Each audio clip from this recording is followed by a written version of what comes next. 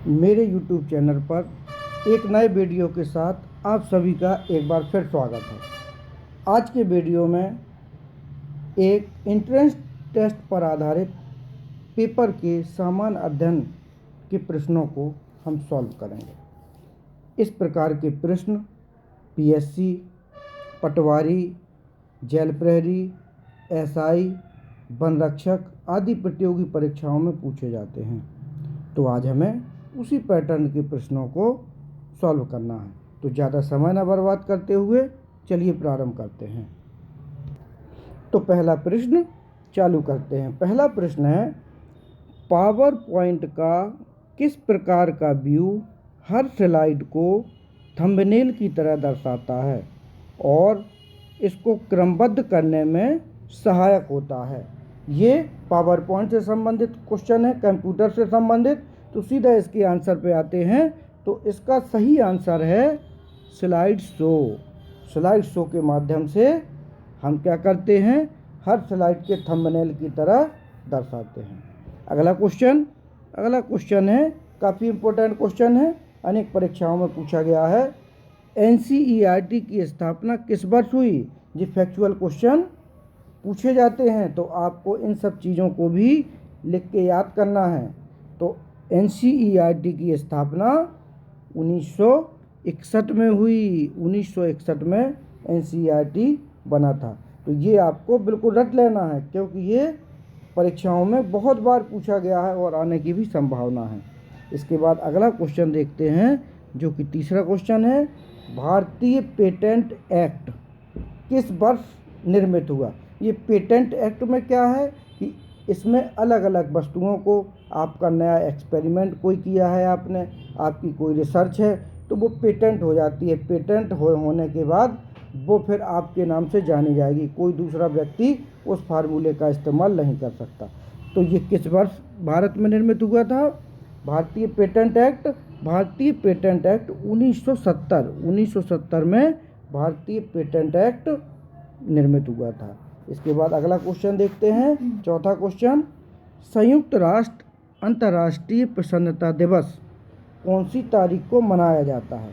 ये क्वेश्चन भी सभी एग्जामों में पूछे जाते हैं कि अंतर्राष्ट्रीय महिला दिवस किस दिन मनाया जाता है, या शांति का दिवस, अहिंसा दिवस किस दिन मनाया जाता है।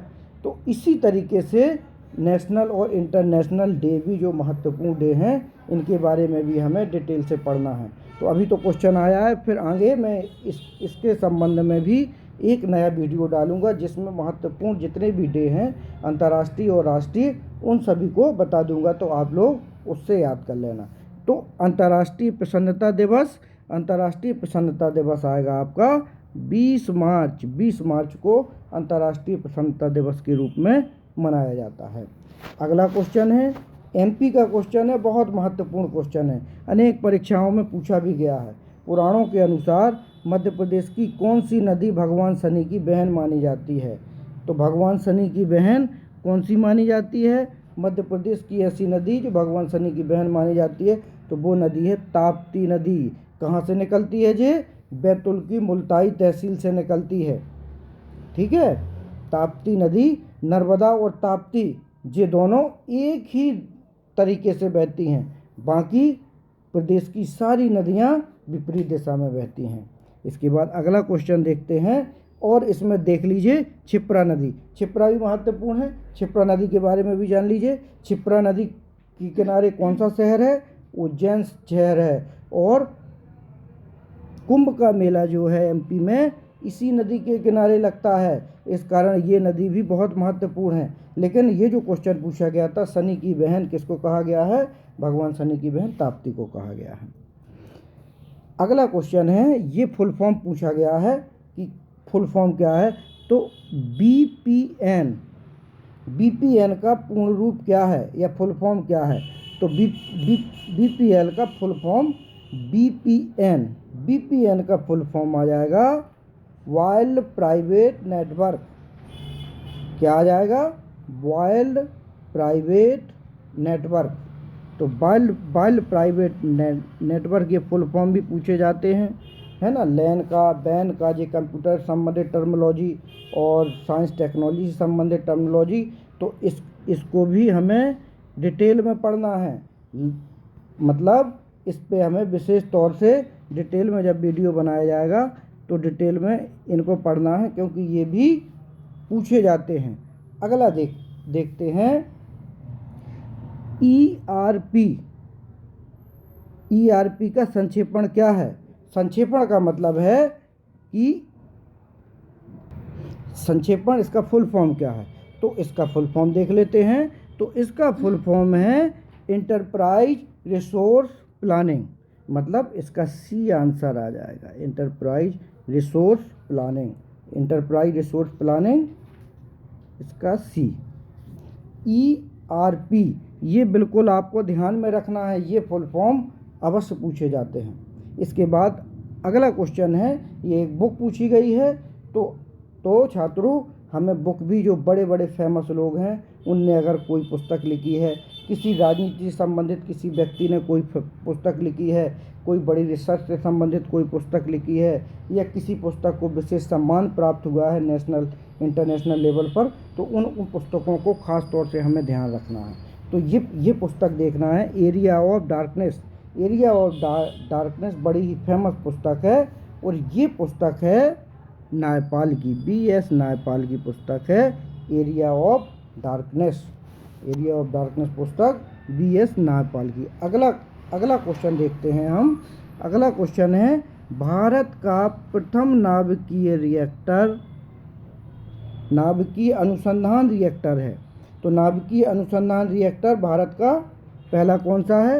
ये याद कर लीजिए। प्रथम में कोई भारत का पहला जो भी व्यक्ति है, पहला राष्ट्रपति, पहला प्रधानमंत्री, पहला लोकसभा अध्यक्ष, पहली मिसाइल, पहला हेलीकॉप्टर, ठीक है। तो पहला जितना भी है, अंतरिक्ष में जाने वाली पहली महिला, तो ये भी हमें एक अलग चैप्टर बना के आपको बताऊंगा, और इसको भी आप एक जगह सारा कलेक्ट कर लें और उसको याद कर लें, क्योंकि सारे एग्जामों में प्रथम पूछा जाता है कि भारत में प्रथम ये कौन था, प्रथम किसने किया।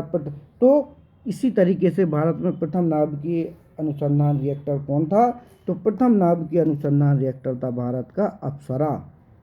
इसके बाद अगला क्वेश्चन देखते हैं, आगा खां कप किस खेल से संबंधित है? ये इजी क्वेश्चन है, खेल से जुड़े हुए क्वेश्चन भी आते हैं, तो ये सबको पता होगा। तो आगा खां जो कप है ये हॉकी से जुड़ा हुआ क्वेश्चन है, तो ये भी हमें याद रखना है कि आगा खां कप किससे जुड़ा है? आगा खां कप हॉकी से जुड़ा है। इसके बाद अगला क्वेश्चन देखते हैं, थोड़ा बड़ा कर लूँ मैं स्क्रीन को। भारत का अंतिम बिंदु कौन सा है? भारत का लास्ट पॉइंट कौन सा है, या उसका नाम क्या है? ये इसमें आ नहीं पा रहा है, तो मैं बोले दे रहा हूँ, भारत का अंतिम बिंदु कौन सा है? तो जहाँ भारत की अंतिम बिंदु की बात आएगी तो वो कौन सा आ जाएगा? भारत का अंतिम बिंदु, इसको कहा जाता है इंदिरा कॉल। इंदिरा कॉल, भारत का अंतिम बिंदु किसे कहा जाता है? भारत का अंतिम बिंदु कहा जाता है इंदिरा कॉल को, ठीक है। अब इसके बाद अगला क्वेश्चन देखते हैं। तो अगला क्वेश्चन है, बॉल पेन किस सिद्धांत पर आधारित है? तो बॉल पेन जो होता है वो किस सिद्धांत पर आधारित होता है? बॉल पेन का सिद्धांत जो होता है वो होता है पृष्ठ तनाव। पृष्ठ तनाव के सिद्धांत पर बॉल पेन काम करता है। किस सिद्धांत पर? पृष्ठ तनाव। पृष्ठ तनाव का आपने फिजिक्स में पढ़ा होगा, फिजिक्स के साइंस के पोर्शन से आते हैं, स्पेशली फिजिक्स से काफ़ी क्वेश्चन आते हैं। तो इस पोर्शन को भी याद रखना है, और इस क्वेश्चन को भी याद रखना है कि बॉल पेन के सिद्धांत पर, पृष्ठ तनाव के सिद्धांत पर कार्य करता है। अगला क्वेश्चन देखते हैं, 13वें नंबर का क्वेश्चन, भारत में अंतिम टेलीग्राम कब भेजा गया? भारत में अंतिम टेलीग्राम, मतलब टेलीग्राम सेवा अब समाप्त हो चुकी है, अब टेलीग्राम बंद हो चुका है। तो क्वेश्चन पूछ रहा, अंतिम बार कब टेलीग्राम भेजा गया था? उसके बाद फिर बंद हो गया। तो अंतिम बार भेजा गया था 14 जुलाई 2013 को, अंतिम बार। ये क्वेश्चन भी काफ़ी इम्पोर्टेंट है, और उस समय 13 के बाद के अधिकतर एग्जामों में ये क्वेश्चन पूछा गया है। तो हमें ऐसे क्वेश्चनों पर भी नज़र बना के रखना है। इसके बाद अगला क्वेश्चन देखते हैं, 14वां क्वेश्चन, भारतीय राष्ट्रीय कांग्रेस का वर्ष 1929 में लाहौर सम्मेलन, जिसमें अंग्रेजों से पूर्ण स्वतंत्रता पाने का संकल्प अंगीकृत किया गया था, किसकी अध्यक्षता में हुआ था? मतलब 1929 में जो लाहौर अधिवेशन हुआ था, इसका अध्यक्ष कौन था और इसमें अंग्रेजों से पूरी तरीके से स्वतंत्रता प्राप्त करने के लिए पारित किया गया था या विमर्श किया गया था। तो इसके अध्यक्ष कौन थे? इसके अध्यक्ष आपको पता होंगे, ये बहुत बार पूछा भी गया है। इसके अध्यक्ष थे जवाहरलाल नेहरू। पंडित जवाहरलाल नेहरू लाहौर अधिवेशन के अध्यक्ष बनाए गए थे। 15वां क्वेश्चन देखते हैं, केसरिया रंग भारत के झंडे को क्या दर्शाता है? तो केसरिया रंग भारत के झंडे में साहस और शक्ति को दर्शाता है।